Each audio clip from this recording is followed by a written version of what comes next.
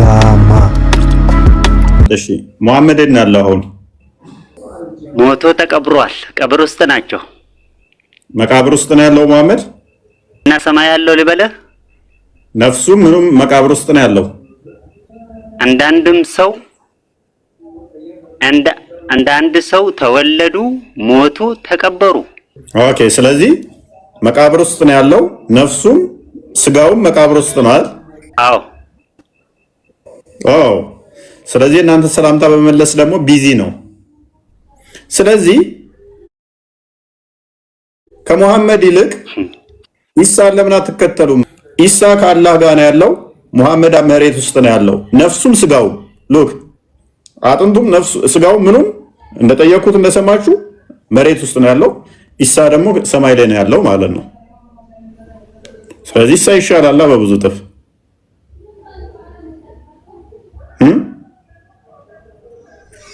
ኦኬ ሉክ ነፍሱ ሌሎቹ ይቅርታ ለዚህ ጋር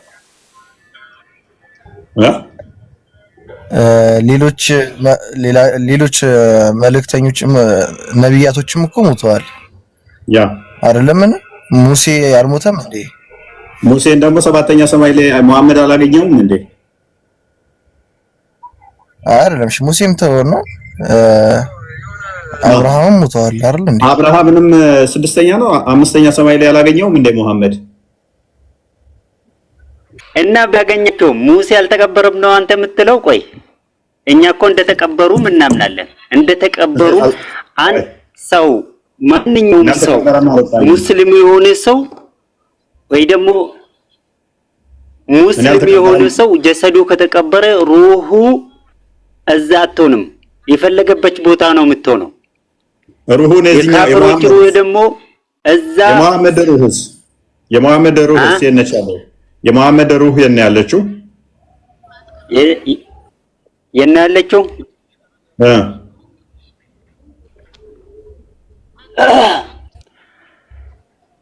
እሷ የፈለገች የተመረጠ ቦታ አላህ ለረሱል ሰለላሁ ዐለይሂ ወሰለም የመረጠ ቦታ ነው ያለችው። ኦኬ ሰላምታ ሲመልስላችሁ ሩሁ ወደ ጀሰድ ውስጥ ነው የምትመለሰው አይደለ? ይሄ እኮ ችሎታቸው አይደለም አልኩ። ችግር የለውም። ይሄ እኮ የአላህ ችሎታ ነው። የመመለሱና አብዱር ከሪም እሺ ያላ ችሎታ ይሁን። የዓለም ቢሊየን ህዝብ አለ። ቀኑ ይፈራረቃል፣ ይለያያል። ለቅጽበት እንኳን የመሐመድ ስም ማይጠራበት አይኖርም። ምክንያቱም ወደ ስንት ቢሊየን ሙስሊም ስላለ በቢሊየን የሚቆጠር ሙስሊም ስላለ ማለት ነው። ሰላት ባሉ ቁጥር ይጠሩታል።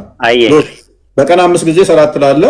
በዛ ውስጥ የዓለም ሰዓት የተቀያየረ ስለሆነ ይጠሩታል። በቀን 5 ጊዜ ሰላት ላይ እያንዳንዱ ማለት ነው። አንድ በሉ በየንግግራቸው ላይ ይጠሩታል፣ በየውይይት ላይ ይጠሩታል፣ በተለያየ ጊዜ ላይ ይጠሩታል። ስለዚህ ለቅጽበት እንኳን ማይጠሩበት ሰከንድ አይኖርም ማለት ነው። እያንዳንዱን እሱ ላይ ሰላት ባወረዱ ቁጥር ደግሞ እሱ ሰላምታ ይመልስላቸዋል። ይህ ከሆነ ደግሞ ሙሐመድና ነፍሱ ተነጣጥለው አያውቁም ማለት ነው። ተነጣጥለዋል። ስለዚህ እሳቸው ቆይ ስለዚህ ምንድነው የሚሆነው? ሙሐመድ የሚሰማ ከሆነ ሰምቶም ሰላምታን የሚመልስ ከሆነ አልሞተም ማለት ነው። መቃብር ውስጥ ቁጭ ብሏል። እንደዚሁ ሰላም ሰላም ሰላም ሰላም እያለ ነው ያለው። ልንገርህ።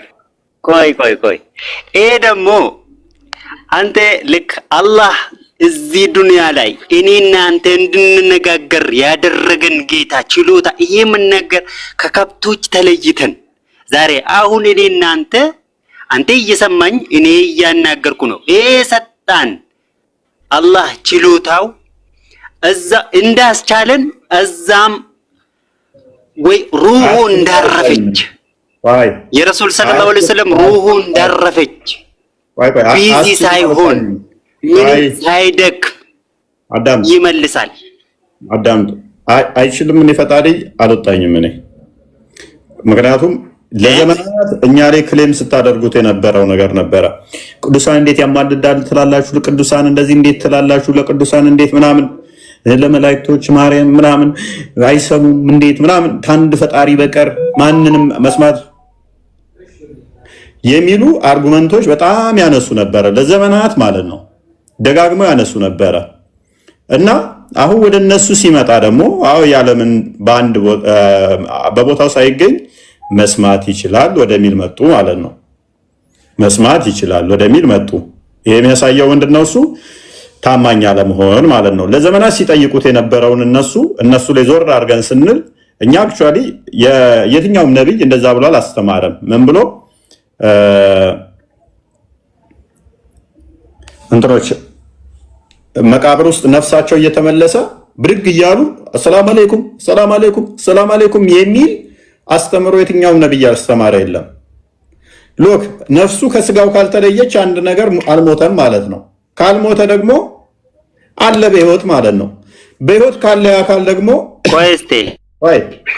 በህይወት ካለ ደግሞ በክርስትና አስተምሮት በክርስትና አስተምሮት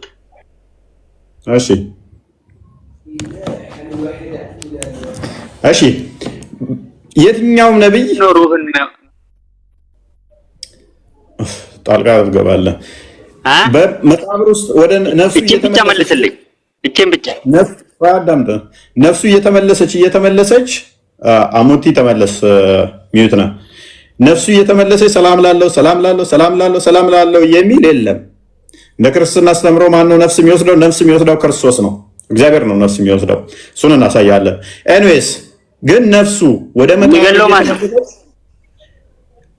የሚገለውም የሚያነሳውም እግዚአብሔር ገላል፣ እግዚአብሔር ያድናል። በእናንተ አላህ ብቻ ነው ገዳይ ብሎ መልሶ ግን መላእክቶች እንደሚገሉ የተቀመጠበት ስላለ ግጭት ነው። ቁርአንህ ይጋጫል። እሱ ውስጥ አትግባ፣ አዋጣህም። ስለዚህ ነፍሱ ከስጋው ሉክ ይሄ ስጋዬ ካልበሰበሰ ነፍስ ካለው ሰላም የምል ከሆነ የምሰማ ከሆነ አልሞትኩም ማለት ነው። ስለዚህ መሐመድ እንደዚሁ አስቀምጣችሁታል። ለምን አታሳዩንም? መሐመድን አሰላሙ አለይኩም ሲል ለምን አታሳዩንና የዓለም ህዝብ እንዲያምናችሁ ለምን አታደርጉ? ካልሞተ ሬሳው በስብሷል። መሐመድ የነቢያት አካል መሬት አትበላም። ስለዚህ አልበሰበሰም ማለት አይበሰብስም ማለት ነው። ኦኬ አይበሰብስም። ቴንክ ዩ ሰላምታ ይመልሳል። ይሄ ያልበሰበሰው አካል ነፍሱ በውስጡ ቁጭ ብላ አሰላሙ አለይኩም ወአለይኩም ሰላም ይላል እያሏችሁ ነው። ለምን አታሳዩንና እነዛ ሲል እንዳልበሰበሰ አሳይታችሁ ለምን ሁሉንም ያለ ህዝብ አታሰድቡም ነበር? እውነት ቢሆን ኖሮ ሬሳውን መቃብሩን ቦታ በትልልቅ ጋንጊስተሮች መሳሪያ ሲይዛችሁ ከምታስጠብቁ ይሄው ማሜ ሰላምታ ሲመልስ ይሄው አልበሰበሰም ብላችሁ ለምን አታሳዩም? ፌክ 124,000 ነቢያት አሉ ብለው ይታመናል በእስልምና። የሁሉም ነቢያት አይበሰብስም ብለው ያምናሉ። ጸሎት ያደርጋሉ መቃብር ውስጥም ብለው ያምናሉ። ሬሳቸው ኖርማል እንዲሁ ቁጭ ነው የሚለው አይበሰብስም። ጸሎትም ያደርጋሉ፣ ይነጋገራሉ ብለው ያምናሉ። ያንዱን እንኳን ማሳየት አይችሉም። ያንዱን የሁሉም መሐመድ በሶስተኛው ቀን ነው የበሰበሰው። ባይዘው ሐዲሱን አሁን ዳይፍ አድርጋችሁታል። 3 ቀን ባልሞላ ውስጥ ነው ወዲያውኑ ነው እንደሞተ ወዲያውኑ ነው ፍንድድት ያለው። ነፍስ ረቂቅ ነች፣ ልትታይ ልትዳሰስ አትችልም። ፌክ መሆኑን የምናውቀው ለምንድን ነው? እሱ ቦዲው ግን አካልን ማየት እንችላለን። እኔ ብሞት የኔ የተቀበረበትን ማየት አይቻልም ወይ? የኔን አጽም ማየት አይቻልም ወይ? ይቻላል። የሚቻል ከሆነ አልበሰብስም ነብይ ስለሆንኩ ካልኳችሁ ይሄንን ፕሩቭ ለማድረግ እንዳልበሰበስኩ ማሳየት ኢት ኢዝ ኢዚ፣ በጣም ቀላል ነው። ነፍስን አሳዩን አይደለም። ነፍስ ትችላለች አችልም ሙግት ውስጥ አልገባውም። በነፍስ ሊሰማ ይችላል። ዛትስ ፋይን። በነፍስ ሊሰማ ይችላል። መሐመድ ከሞተ በኋላ በነፍሱ ይሰማል። ሰላምታ ስናቀርብለት ነፍሱ ትሰማለች ብንባል ችግር የለውም። ማተር ላይ ያደርገን ይችላል።